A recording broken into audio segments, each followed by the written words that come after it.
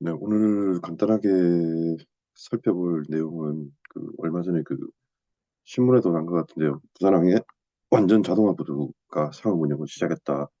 이런 기사가 있어서 완전 자동화 부두는 무엇이냐? 기존에도 우리가 자동화 부두라는 말을 쓰고 있었잖아요. 그죠? 근데 이제 반자동화다, 완전 자동화다 이런 차이점들이 있는데 무엇이 다른지 간단하게 살펴보도록 하겠습니다.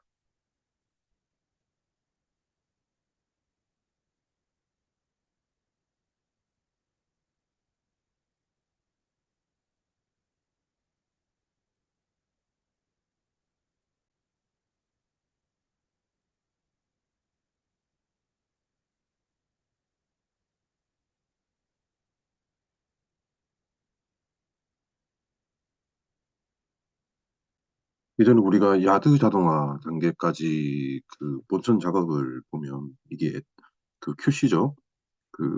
암벽 크레인에 실제로 운전 기사님들이 승무를 해서 그 위에서 선박 아래를 이제 내려다보는 것이죠. 그렇게 보면서 작업을 했었는데 지금 여기 보면은 완전 자동화 터미널에서는 QC가 자동화는 아니고 이제 원격 조정으로 조정을 하고 있습니다. 여기 보시는 것처럼 어, 네 개의 지금 화면을 지금 보고 있네요. 그죠? 그 화면을 통해서 이 광학 장비를 통해서 원격으로 사무실에서 이제 조정을 하고 있고요. 그리고 전산 자료, 토스 자료하고 그다음에 이거는 ABB 자료 같네요. ABB가 아니고 이건 국산 터미널이어가지고 아마 사건 장비 소호, 소호 정밀인가 아마 거기서 만든 프로그램을 사용하고 있는 것 같습니다.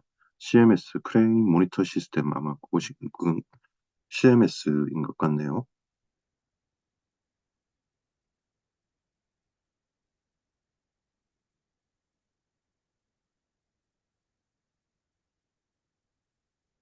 여기 보시면 선박 영역에서 이제 QC가 원격 운전을 한다. 이렇게 이제 돼 있죠. 아까 봤던 그 여러 개의 모니터를 통해서 실제로 이 높은 크레인이 탑승하지 않고 사무실에서 조작을 한다. 그렇게 이해를 하시면 되겠습니다.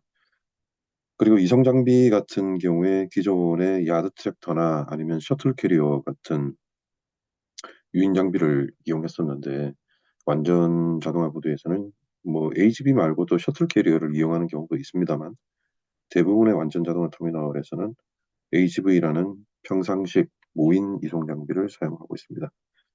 장시장 영역은 기존의 야드 자동화하고 크게 뭐 다를 거는 없죠. 이제 장시장이 이제 크게 수평형이냐 수직형이냐 두 가지가 있었는데 어, 야드 자동화 단계에서는 수평형 야드가 아무래도 좀 많았죠. 일부 이제 수직형 터미널이 있기도 했지만 그리고 완전 자동화 단계에서는 모든 터미널들 대부분 터미널들이 수직 배열 컨테이너 장치장을 도입하고 있습니다.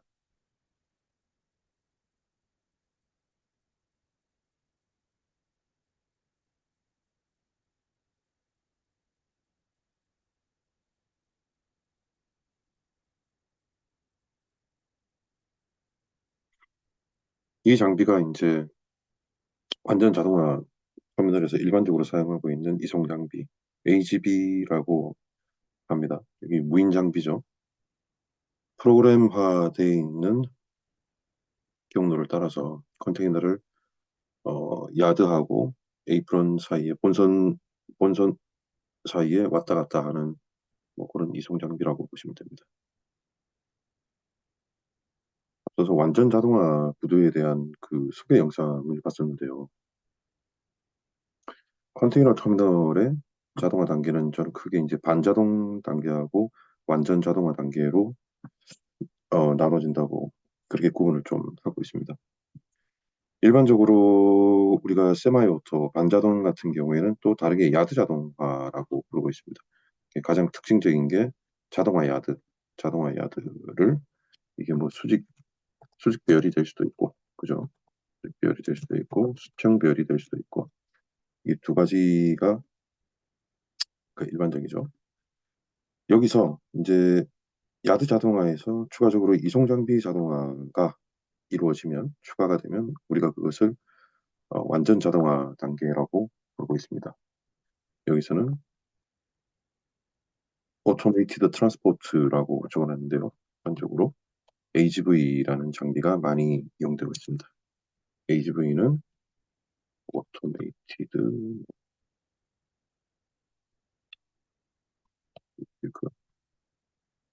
이런 의미를 가지는 그 이송 장비라고 보시면 되고요.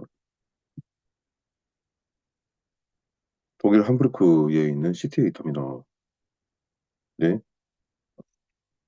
야드 이송 장비입니다. AGV죠.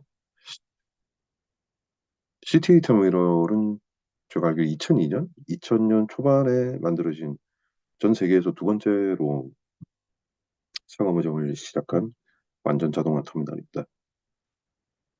제가 알기로 이게 디젤 장비로 알고 있는데요. 디젤에서 새로 도입하는 장비는 이제 점차 그 전기 장비로 아마 교체가 될 겁니다.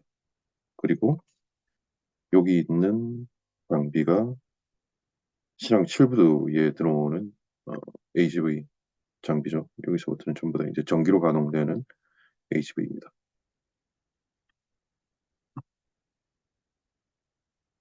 QC 혹은 STS 크레인이라 부르는 암벽 크레인은 아까 영상에서 보셨다시피 여기 실제 승무하는 우리가 캐빈이라고 부르죠. 캐빈이 없습니다. 캐빈이 없고 원격 조정, 사무실에서 이 원격 조정을 해서 본선 하역 작업을 하고요. 그다음에 트롤리가 더블 트롤리 구조입니다. 첫 번째 트롤리 구조물은 선박하고 선박에서 화물을 내리거나 선박으로 화물을 올려주는 그런 기능들을 하고요. 그리고 만약에 양하 기준으로 보신다면 컨테이너를 첫 번째 트롤리에서 이쪽에 아마 이게 라싱 플랫폼인 것 같습니다. 라싱 플랫폼에 컨테이너를 올려두면은 컨테이너 적재할 때 밑에 우리가 콘 같은 그런 라싱 구조물들이 있죠. 라싱 기어들, 그것들을 제거를 하고 여기 두 번째 트롤리가 AGV로 상차를 시켜주는 뭐 그런 기능을 한다고 보시면 되겠습니다. 그러면 AGV는 여기 셋백 지역에서 백리치 구간에서 에이프런 지역 요 사이에서 컨테이너를 이송한다 이렇게 보시면 되겠죠. 야드 같은 경우에는 완전 자동화 터미널에서는 거의 예외 없이 수직 배열 야드를 이용을 하고 있습니다.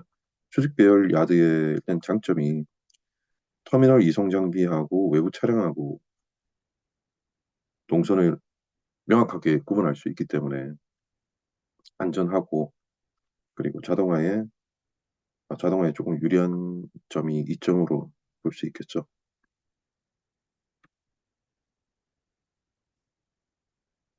이게 이제 더블 트롤리 방식의 표시입니다. 여기 보시면 첫 번째 트롤리, 두 번째 트롤리 이렇게 나눠지고요. 이건 라싱 플랫폼이 보이죠. 여기서 이 두 번째 트롤리 구조물을 통해서 AGV가 될 수도 있고 사실은 뭐 셔틀 캐리어가 될 수도 있습니다.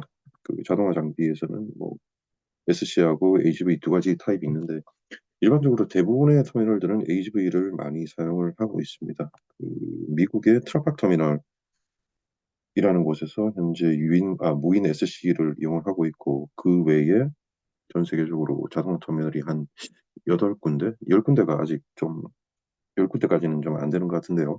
그 나머지 터미널들을 예외 없이 AGV를 이송 장비로 사용하고 있습니다. 지금 이 터미널은 세계에서 처음으로 만들어진 완전 자동화 구도인데요. ECT 델타 유로게이트인가요? 유로게이트 컨테이너 터미널 로테르담에 있는 전 세계 최초로 만들어진 완전 자동화 터미널이 되겠습니다. 1993년인가 아마 그쯤 될 겁니다. 확장을 많이 했죠. 손석이 굉장히 기네요. 그죠? 자, 여기 보시면은 공통적인 특징들이 나옵니다. 수직 배열, 그리고 여기 지금 작아서 보이진 않을 텐데 여기 네모나게 생긴 이송 장비들이 AGV입니다. AGV. 그리고 처음 만들어졌던 이 ECT 델타 같은 경우에는 퍼티슨에서 운영을 하고 있는데 SDS 크레인이 싱글 트롤리 방식인 것으로 제가 기억을 하고 있습니다. 그래서 별도의 라싱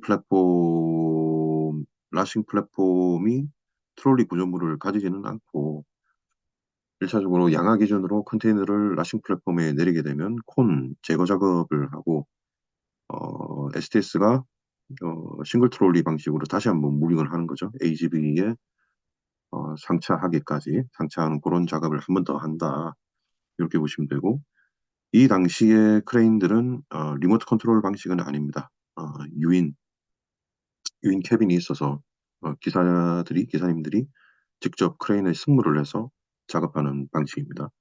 이게 이제 1993년도에 처음으로 만들어진 ECT 델타 터미널이고요. 그 다음에 두 번째로 보시는 이 사진이 2002년, 2003년쯤에 전 세계에서 두 번째로 개장한 완전 자동화 터미널, 독일 함부르크에 있는 CTA 터미널입니다. 구조는 이제 거의 비슷합니다. 수직형 터미널에 이거 이송 장비도 지금 마찬가지로 지금 여기 보이죠? 이게 전부 다 이제 AGV가 되겠죠. AGV를 이용하고 있고요. 그리고 크레인은 CTA부터는 이제 더블 트롤리 방식으로 아마 운영이 된 것 같습니다. 운영이 되고 있는 것 같습니다. 어, 정확히는 모르겠지만 CTA 같은 경우에도 크레인 자체는 원격 조정은 아니고 유인 승무 방식으로 아마 운영이 되는 것 같고요. 그리고 이것도 네덜란드 로테르담에 있는 2010년 중후반 정도 돼서 오픈한 요게 한 세 번째, 네 번째 정도 되겠네요. APM 터미널입니다. 로테르담 마스벨라크테에 있는 구조는 이제 거의 비슷하죠. 수직형 터미널에 더블 트롤리 방식 STS 여기서부터는 아마 무인일 겁니다. 무인 원격 조정으로 해서 사무실에서 이제 조정을 하고요. 나머지는 이제 거의 비슷합니다. 자, 그리고 다음으로 볼 곳은 RWG 컨테이너 터미널. 이거 어디 있는 거지? 이것도 아마 그 로테르담에 있는 자동차 터미널들이 많습니다. 그 ECT 델타 그리고 그 바로 옆에 보셨던 우리 보고 있는 RWG 터미널하고 그다음에 그 인근에 또 마스펠라테 APM 터미널 이렇게 한 세 군데 정도가 로테르담의 완전 자동화 모델이 운영 중입니다. 얘랑 똑같습니다. 수직형 부두에 수직형 야드에 여기 보시면 AGV, AGV가 이송 장비로 사용되고 있죠. 미국에도 2010년 이후 2020년 들어서 완전 자동화 터미널들이 운영을 하고 있습니다. 미 서부 항만, LA 롱비치 이런 곳에 한 두 군데 정도가 있는데요. 먼저 LBCT 롱비치 컨테이너 터미널이 되겠습니다. 롱비치 컨테이너 터미널은 여기도 AGV를 이용하고 그 다음에 더블 트롤리 방식의 QC를 사용하고 있습니다. 미주소환 LA 롱비치에 있는 트라팍 터미널인데요. 트라팍 터미널은 이송 장비가 조금 독특합니다. 야드 배치도 이제 부두 모양이 조금 특이하게 생겼죠. 조금 특이하게 생기다 보니까 수직형 어, 야드 배열을 조금 독특하게 이렇게 배치를 해놨네요. 세로 형태가 아니고 가로 형태도 있고 그죠? 그렇게 되어 있습니다. 그리고 하나 특징적인 게 여기서는 좀 확인하기가 힘들지만 위성 사진으로 확인하기 힘들지만 트라팍 터미널은 HV가 아니고 셔틀 캐리어를 이용하고 있습니다. 한국에서는 2-3단계, 2-4단계 부두에서 스트레들 캐리어라는 이름으로 이송 장비를 사용하고 있죠. 그 셔틀 캐리어가 무인 방식으로 해서 트라팍 터미널에서는 이송 장비를 어, 셔틀 캐리어로 사용을 하고 있습니다. 그게 조금 특징적이고요. 그리고 다음은 상해 양산항에 있는 완전 자동화 부두입니다. AGV, 원격 조정 QC, 그리고 수직 배열 야드. 다 비슷비슷하죠, 이제.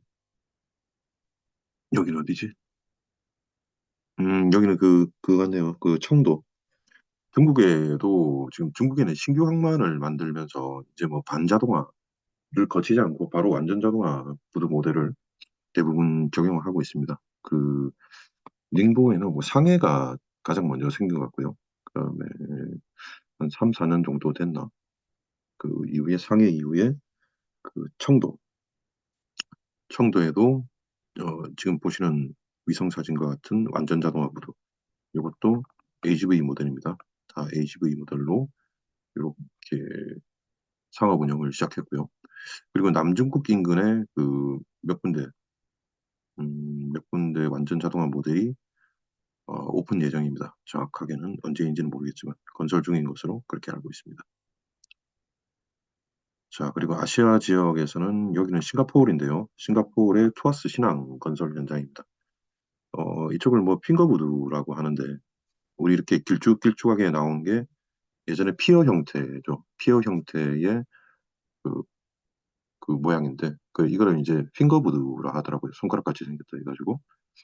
그래서 지금 뭐 2030년, 2040년까지 뭐 건설할 계획이라고 하던데 핑거부두 일부 구간은 지금 상업 운영을 시작했습니다. 여기 보시면 이게 2023년 작년 4월, 3월쯤에 촬영된 어, 자료인데 여기 보시는 것처럼 컨테이너가 장치되어 있고 선박들도 이제 이미 가약 작업을 하고 있죠. 투어스 신항 같은 경우에도 AGV를 이용한 그리고 원격 STS QC를 이용한 완전 자동화 구동 모델이 도입되고 있습니다. 자, 그리고 부산항으로 돌아가 보겠습니다. 여기 부산항 신항이죠. 부산항 신항의 북측부두와 남측부두 그리고 서측부두입니다. 그리고 이쪽으로 가면은 이제 진해신항 3단계 부두라고 하죠. 나중에 수요를 뭐 반영해서 뭐 단계적으로 이제 건설할 예정이라고 하는데 이 북측부두를 보시면은 반자동화 부두입니다. 그러니까 반자동화라는 것이 야드 자동화인데 야드 자동화 중에서도 수평 배열, 이송 장비를 YT를 이용하는 반자동화 터미널들이 되고요. 여기에 남측부두에서도 HPNT까지 현대터미널까지는 YT를 이용하는 야드 자동화가 되고 여기 옆에 BNCT 2-3단계 제가 현재 근무하고 있는 터미널입니다. 여기서부터는 수직 배열인데 완전 자동화는 아니고 야드 자동화까지 이루어진 반자동화 터미널입니다. 그리고 2-4단계 옆에 BCT 터미널이죠.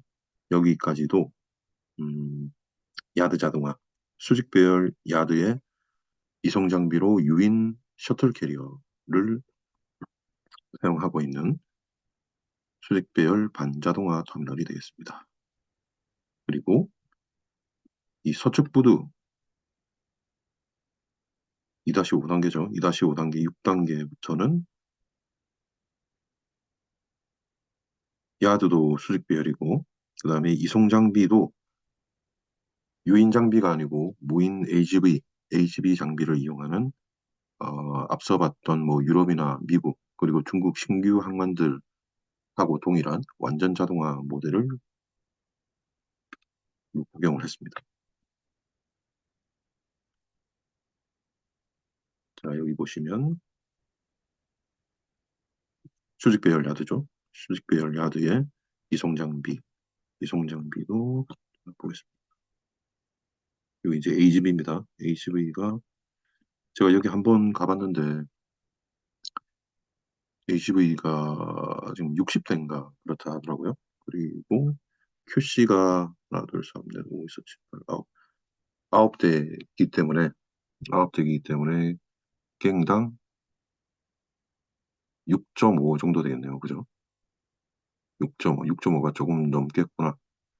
그러니까 아마 갱당 6대, YT 기준으로 그 할당 개수를 YT하고 동일하게 보면 될 것 같습니다. AGB 같은 경우에는. 그래서 크레인당 한 6기 정도를 이제 기본으로 잡은 것 같고, 나머지는 이제 예비 장비 개념으로 보면 되겠네요. 그죠? 크레인도 다 대형 크레인이죠. 이제 선박들이 많이 커졌기 때문에 대형 크레인을 사용할 수밖에 없고, 높이가 있다 보니까 사람의 육안으로 이 작업을 하는 것이 좀 많이 어려워졌죠. 그러다 보니까 QC 같은 경우에도 리모트 컨트롤 방식으로 해서 광학 장비를 이용해서 요 이쪽에 지금 이제 사무실이 있을 겁니다. 그죠? 이 사무실에서 원격으로 이 크레인들을 이제 조작하는 것이죠.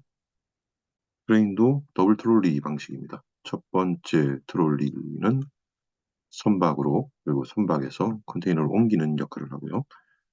두 번째 트롤리는 여기 라싱 플랫폼에서 콘 제거 혹은 콘 부착 작업을 한 이후에 AGB, 이송 장비죠. AGB에 컨테이너를 연결해주는 역할을 한다. 그렇게 보시면 되고, AGV는 수직 배열에서 에이프런의 요 구역만 움직이게 됩니다. 여기서 컨테이너를 이제 들고 수입 화물 같은 경우에는 WSTP, 워터사이드 트랜스포 포인트를 통해서 여기 자동화 TC에 연결을 해주고 트랜스포 크레인에 연결을 해주고 트랜스포 크레인은 여기 장치 구역에 이제 놓게 되겠죠. 장치가 끝나게 되면 외부 차량들은 이쪽으로만 이제 다니는 겁니다. 외부 차량들은 여기에 LSTP, 랜드사이드 트랜스퍼 포인트에서 상하차 작업을 하고 그 이후에 게이트를 통해서 터미널을 빠져나가면 됩니다. 야드 자동화를 하면서 인력이 굉장히 많이 줄었거든요. 여기 보시면은 야드 자동화, 그죠? 그리고 이송 장비 자동화. 예전엔 여기 전부 다 사람들이 승무해서 어, 컨테이너 조작을 했잖아요, 그죠? 그리고 24시간, 24시간 근무를 하게 되면 인원이 곱하기 3배가 필요하다는 말입니다. 그럼 야드 자동화, TC가 자동화되면서 이미 인원이 많이 줄었고, 이제 이송 장비까지, 이송 장비가 여기 아까 몇 대라고 했죠? 60대라고 했었죠.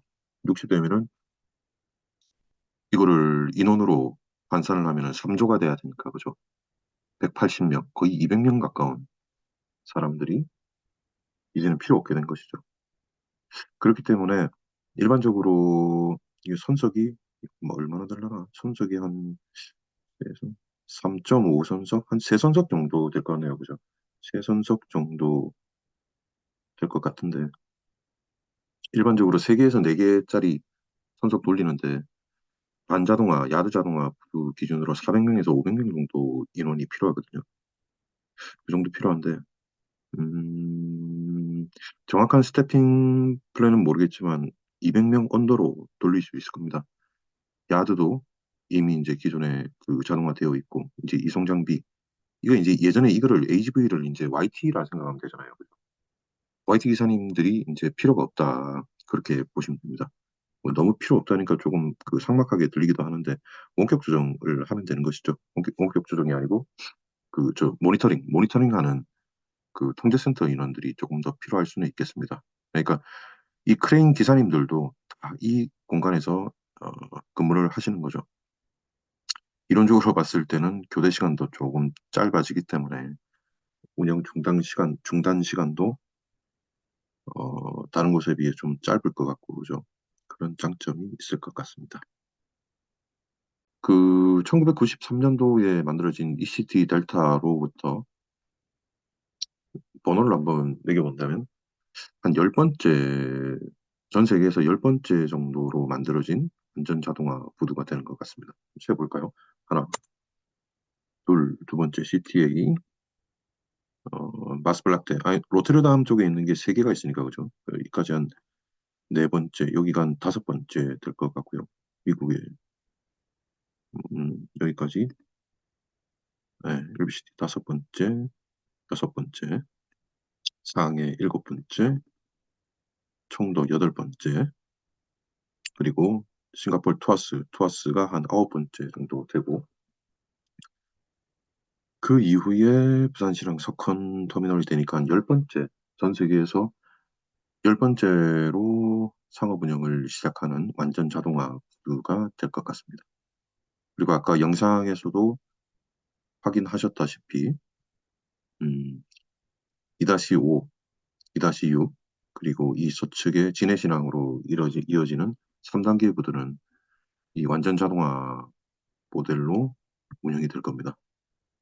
항만해 보면 북한 같은 경우에는 이제 재래식 구도죠. 재래식 구도고 신항으로 넘어와서 신항 북측 그리고 신항 남측 이런 개발되는 순서에 따라서 야드 자동화 단계가 야드 자동화 단계 반자동이라고 부르겠습니다. 반자동, 반자동, 반자동의 수직 배열, 반자동의 수직 배열, 완전 자동화의 수직 배열 이런 식으로 단계 단계 이렇게 개발이 된다. 그렇게 보시면 될 것 같습니다.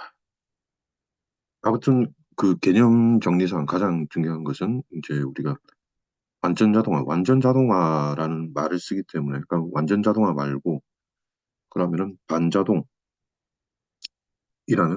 어, 단계가 있을 것인데 반자동과 완전 자동은 무엇이다? 그러니까 그요 정도만 이제 좀 기억을 했으면 해서 간략하게 자료를 만들어 봤습니다.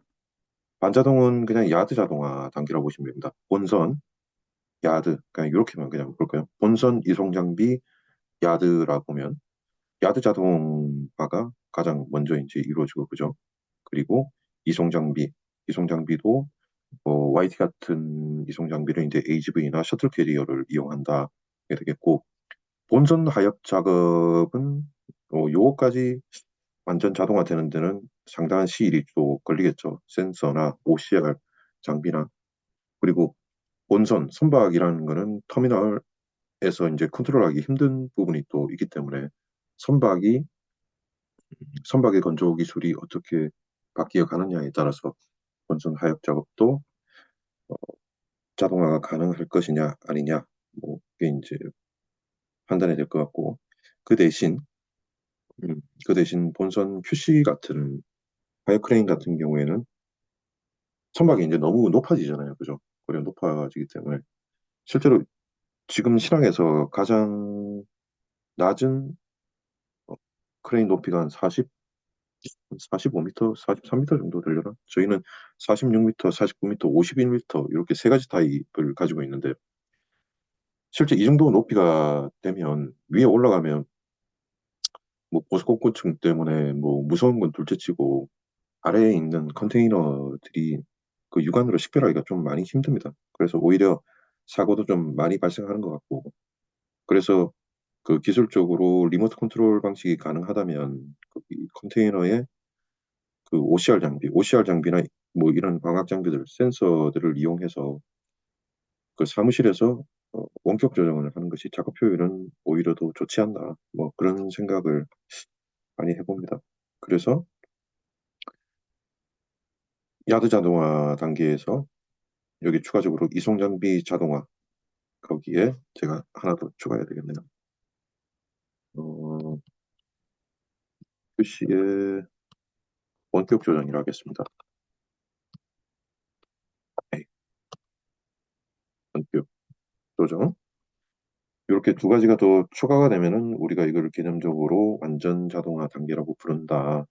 이 정도만 기억을 하시면 될 것 같습니다. 그리고 YT를 대체하는 AGV 혹은 아까 미국에 있는 트라팍 터미널 같은 경우에는 어, AGV 대신에 셔틀 캐리어를 무인 장비로 이제 사용하는 그런 일부 터미널도 있긴 합니다만 지금까지 1993년부터 올해 서측 컨테이너 지금 얼마 전에 개장했죠. 10번째 터미널인데 그 10개 터미널 중에 무인 셔틀 캐리어를 이용하는 것은 단 한 군데밖에 없습니다. 한 군데밖에 없기 때문에 대부분 터미널들은 AGV, 평상 YT와 동일한 개념의 AGV를 주로 사용한다. 그렇게 보시면 될 것 같습니다.